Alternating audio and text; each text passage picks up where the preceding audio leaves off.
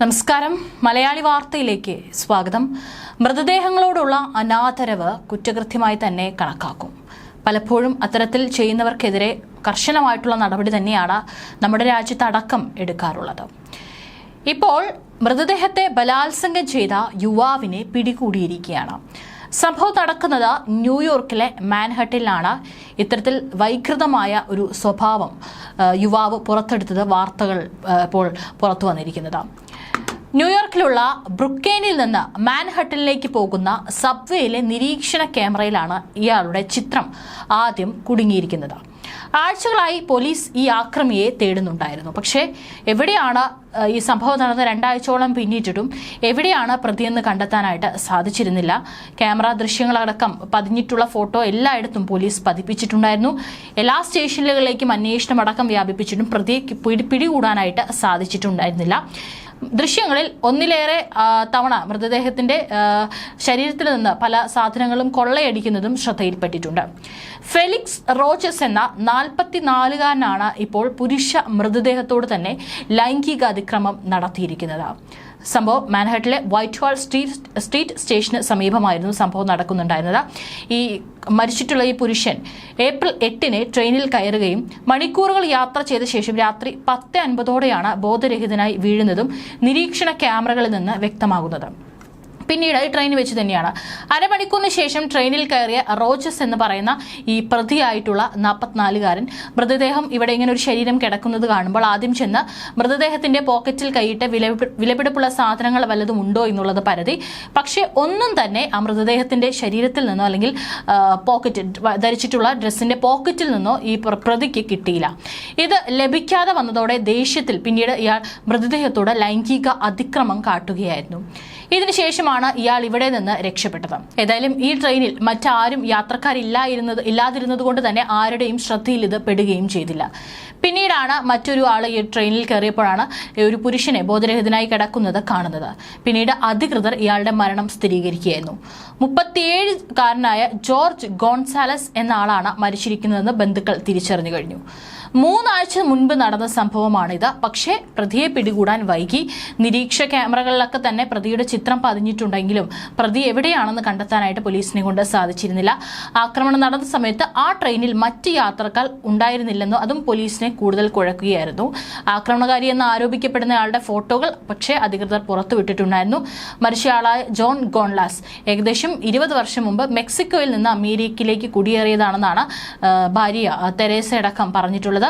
Gonzalez ഒരു മദ്യപാനിയായിരുന്നു. പിന്നീട് ജോലിയൊക്കെ നഷ്ടപ്പെട്ടു. ഇത്തരത്തിൽ അലഞ്ഞു തിരിഞ്ഞ് നടക്കുന്ന ഒരു ജീവിതമായിരുന്നു. 5 വർഷം മുമ്പാണ് ഇയാൾ ഭാര്യയെയും മക്കളെയും ഉപേക്ഷിച്ചുകൊണ്ട് പോയത്. പിന്നീട് വർഷങ്ങളോളം മദ്യപിച്ച ശേഷം ഈ മരിച്ചിട്ടുള്ള ഗോൺലാസിനെ കരൾ സിറോസിസ് ബാധിച്ച് മരിച്ചുവെന്നാണ് ഭാര്യയും മക്കളൊക്കെ തന്നെ കരുതിയിരുന്നത്. ഇതിനിടയിലാണ് ഇപ്പോൾ ഈ ഒരു വാർത്ത പുറത്തു വരുന്നത്. ഏതായാലും പ്രതിയെ പോലീസ് പിടികൂടിയിട്ടുണ്ട്. ഏതായാലും ഇത്തരത്തിലുള്ള മനോവൈകല്യത്തിനെതിരെ കൃത്യമായിട്ട് തന്നെ ശിക്ഷാ നടപടികൾ പോലീസ് സ്വീകരിക്കും. മാത്രമല്ല ഏകദേശം 2 ആഴ്ചയ്ക്ക് ശേഷമാണ് പ്രതിയെ പോലീസിന് പിടികൂടാനായിട്ട് സാധിച്ചിരിക്കുന്നത്. കൂടുതൽ ചോദ്യം ചെയ്യലിൽ നിന്ന് ഇയാൾ മറ്റാരെങ്കിലോടും അല്ലെങ്കിൽ ഇത്തരത്തിൽ എപ്പോഴെങ്കിലും പെരുമാറിയിട്ടുണ്ടോ തുടങ്ങിയിട്ടുള്ള കാര്യങ്ങളൊക്കെ തന്നെ പോലീസ് വിശദമായി ചോദിച്ചറിയും. പലപ്പോഴും ഇത്തരത്തിൽ മൃതദേഹത്തോട് ബലാത്സംഗം നടത്തുകയോ അല്ലെങ്കിൽ ലൈംഗിക അതിക്രമം നടത്തുന്ന വാർത്തയൊക്കെ നമ്മൾ തന്നെ നമ്മുടെ നാട്ടിലും കേട്ടിട്ടുള്ളതാണ്. പലപ്പോഴും ഇത്തരത്തിലുള്ള സംഭവങ്ങൾ സിനിമയായി തന്നെ വരാറുണ്ട്. ഏതായാലും ഒരു പ്രത്യേക മനോവൈകൃതം തന്നെയാണ് ഇത്തരത്തിൽ പ്രവർത്തിക്കുന്ന ആളുകളുടെ അല്ലെങ്കിൽ അവരുടെ ചിന്തയ്ക്ക് പിന്നിലുള്ളതെന്നാണ് ഇതിനെക്കുറിച്ച് പഠിക്കുന്ന ഡോക്ടർമാരുടെ മാനസികാരോഗ്യ വിദഗ്ധരടക്കം പലപ്പോഴും പറഞ്ഞിട്ടുള്ളത്. ഇതിനെ നെക്രോഫീലിയ എന്നാണ് പറയുന്നത്. അതായത് മരണത്തോടും മരിച്ചവരോടുമുള്ള ഒരു മാരകമായ കൗതുകമാണെന്നും പ്രത്യേകിച്ച് ഈ പറയുന്ന മൃതശരീരങ്ങളോടുള്ള ഒരു ലൈംഗിക ആകർഷണമാണ് ഈ പറയുന്ന നെക്രോഫീലിയ എന്ന് പറയുന്ന ഈ ഒരു മാനസിക അവസ്ഥ. ഈ പീഡോഫീലിയ, എക്സിബിഷനിസം, ലൈംഗിക മാസോക്കിസം എന്നിവയുൾപ്പെടെ പാരാഫിലിയാസ് എന്ന് വിളിക്കപ്പെടുന്ന ഒരു കൂട്ടം വൈകല്യങ്ങൾക്കിടയിൽ തന്നെയാണ് ഈ ഒരു കാര്യവും ഇത്തരത്തിൽ പെടുന്നതും. ഏതായാലും ഇതൊരു സൈക്കോസെക്ഷൽ ഡിസോർഡർ ആണെന്നാണ് മാനസികാരോഗ്യ വിദഗ്ധരടക്കം പറയുന്നത്. ആരെങ്കിലും ഈ ശവസംസ്കാര ചടങ്ങുകൾ നടത്തുന്നതിനുള്ള സ്ഥലത്ത് അതിക്രമിച്ച് ഏത് മനുഷ്യ മൃതദേഹത്തിന് അപമാനം ഉണ്ടാക്കുന്ന രീതിയിൽ പ്രവർത്തിക്കുന്നതും ഇതിന് പരിധിയിൽ കൊണ്ടുവരുമെന്നാണ് പലപ്പോഴും പറയപ്പെടുന്നത്. ഏതായാലും ഇത്തരത്തിലുള്ള സംഭവങ്ങൾ ഇന്നും നമ്മുടെ നാട്ടിൽ നടക്കുന്നുണ്ട് എന്നുള്ളതാണ്. ഇതിപ്പോൾ ന്യൂയോർക്കിലാണ്, എന്നിരുന്നാലും നമ്മുടെ നാട്ടിലും ഇത്തരത്തിലുള്ള സംഭവങ്ങൾ നടക്കുന്നുണ്ട്. ഒരുപക്ഷെ പലതും അറിയപ്പെടാതെ പോകുന്നു, പല കാര്യങ്ങളും വാർത്തയാകുന്നു എന്നുള്ള വ്യത്യാസം മാത്രമാണ് ഉണ്ടാകുന്നത്. ഏതായാലും മൃതദേഹത്തോട് പോലും അതൊരു പുരുഷന്റെ ആണെന്നോ സ്ത്രീയുടെ ആണെന്നോ ഇല്ലാതെ അത്തരത്തിൽ ലൈംഗിക അതിക്രമം കാണിക്കുന്ന, ബലാത്സംഗം ചെയ്യുന്ന ആളുകളുടെ അത്തരത്തിൽ മനോവൈകല്യമുള്ള ആളുകൾ ഇന്നും നമ്മുടെ സമൂഹത്തിൽ ജീവിക്കുന്നുണ്ട് എന്നുള്ളതാണ്. അതേസമയം തന്നെ ഇന്ന് മറ്റൊരു വാർത്ത പുറത്തു വന്നിട്ടുണ്ടായിരുന്നു. ഓർക്കസ്ട്ര നർത്തകിയെ ഭർത്താവിന്റെ മുന്നിലിട്ട് ക്രൂര ബലാത്സംഗത്തിന് ഇരയാക്കി എന്നുള്ള വിവരങ്ങളാണ് പുറത്തു വരുന്നത്. ബീഹാറിലാണ് സംഭവം നടക്കുന്നത്. ബീഹാറിലെ പാട്നയിൽ ഭർത്താവിനൊപ്പം ശങ്കർപൂർ ദിയാരയിൽ ഒരു വിവാഹ ചടങ്ങിൽ പങ്കെടുക്കാനെത്തിയ നർത്തകിയെയാണ് 3 പേർ തോക്കിന് മുന്നിൽ ക്രൂരമായി ബലാത്സംഗം ചെയ്തത്. ബീഹാറിലെ വൈശാലി ജില്ലക്കാരിയായ യുവതിയാണ് ഷാപൂർ പോലീസ് സ്റ്റേഷന് കീഴിലുള്ള സിക്കന്ദർപൂർ ദിയാരയ്ക്ക് സമീപത്ത് വെച്ച് പീഡനത്തിന് ഇരയായത്. ഒരു വിവാഹ ചടങ്ങിന് നൃത്തം ചെയ്യാനെത്തിയതായിരുന്നു യുവതിയും ഭർത്താവും.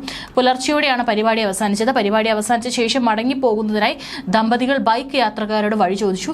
ബൈക്ക് യാത്രികൻ അവരെ തെറ്റായ വഴിയിലേക്ക് കൂട്ടിക്കൊണ്ടുപോയി.